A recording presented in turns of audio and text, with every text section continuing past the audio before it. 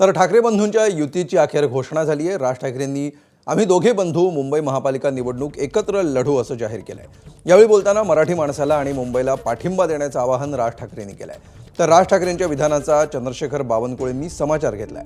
आम्ही काय लंडनहून आलोय का असा सवाल करत बावनकुळेंनी राज ठाकरेंना टोला लगावला।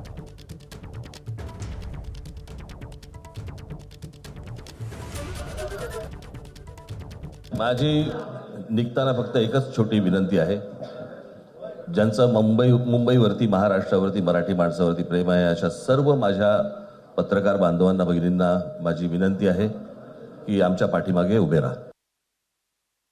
देवेंद्र फडणवीसजीच महाराष्ट्राला विकसित महाराष्ट्र, विकसित मुंबई करू शकतात हे मराठी माणसांना, सर्व व्यक्तींना, मतदारांना माहिती आहे।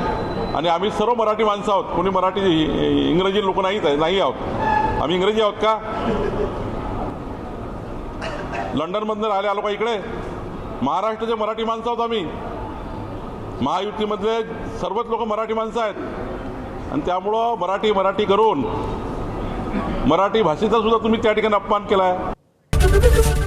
एबीपी माझा, उघडा डोळे बघा नीट।